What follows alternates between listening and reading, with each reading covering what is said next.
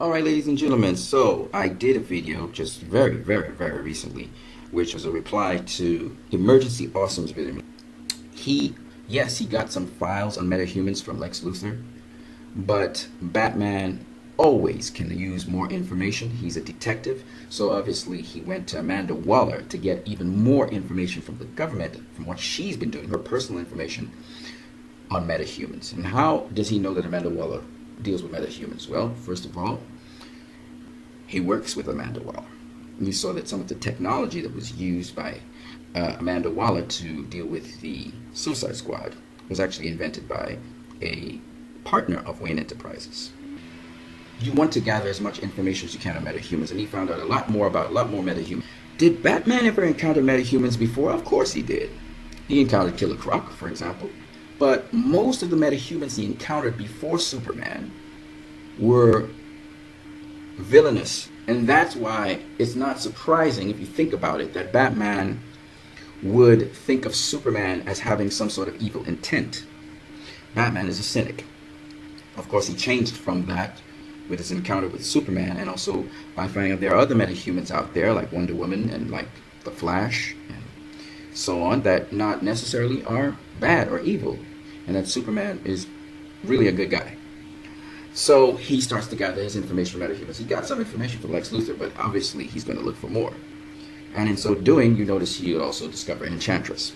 Dean Carter says, as far as knowledge of the members to begin with, there is no reason for him, that would be Batman, to find out about them since they committed no crimes. We must all remember and understand that Batman had it for criminals and doesn't have a need to investigate the innocent. If that were the case, he would be spending his entire lifetime creating files on everybody. Well, to this statement that Dean Carter made, I wanted to say that metahumans are not just anybody. And Batman basically started investigating Superman, who was another metahuman. The other metahumans that Batman encountered are behind bars. He put them behind bars. Superman was a metahuman that Batman started investigating, learning his weaknesses and etc. And in so doing, Batman was able to know how to conquer him. Of course, he later learned that Superman was not a bad guy. But Batman has the antidote to him. Let's put it that way. Now, as to the other metahumans, Batman has also had dealings with them in the comics. And I want to draw your attention to Justice League of America, which is the first issue was in 1997. And I want you specifically to look at the Tower of Babel, which is issues 43 to 46. This is just part 3 of 4 parts, okay? And it's called Tower of Babel because the language of human beings was just, as you can see here, you can't understand a thing they're saying. They couldn't understand each other. Global eco-terrorist Ras Al Ghul has thrown the Earth into turmoil with his modern-day Tower of Babel. Its ultrasonic transmission blankets the globe, scrambling the language centers of the human brain. Worldwide, the written word is now incomprehensible, and things are about to get worse. Much worse. The JLAers are powerless to help.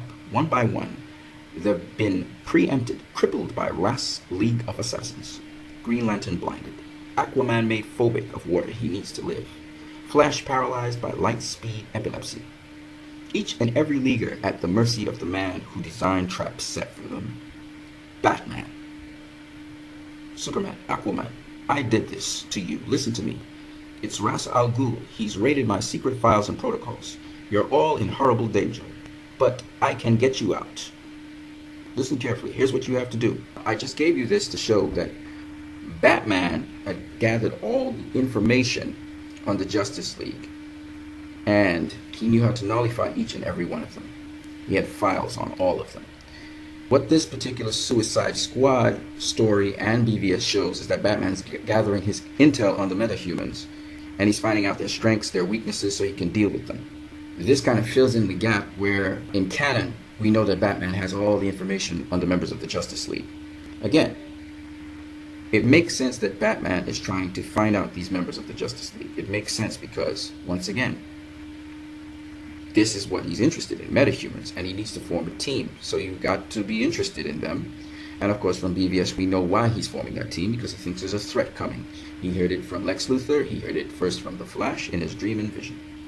So Dean Carter is saying, I'm addressing the question of why Batman didn't know about metahumans, I think he meant to say metahumans, before discovering the files on Luthor's hard drive. There are those who are saying that he should have known this already and should not have been surprised when he saw the files.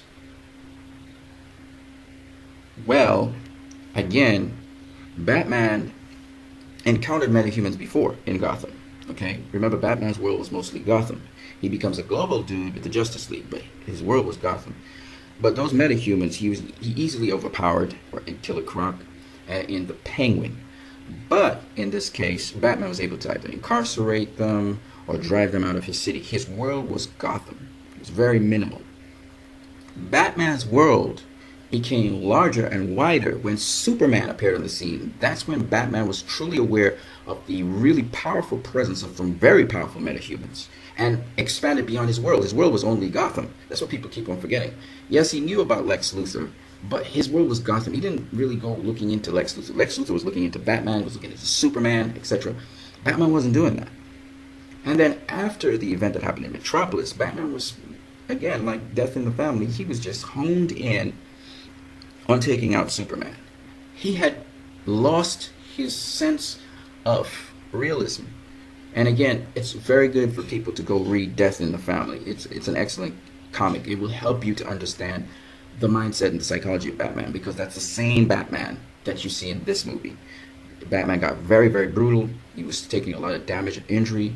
He was looking to kill the Joker. He was looking to commit murder. It was because Superman intervened. Otherwise, Batman would have killed the Joker. So for those people who don't know about that, you should go read that series, Death in the Family. It's really, really great. And it explains why Batman needs a Robin in his life. Or he needs someone to center him. Like in this case was Wonder Woman. Alfred is not enough. Superman. This also provides a reason why the Justice League is necessary for Batman. So I hope this all helps you guys out. Until then, you guys have a great one.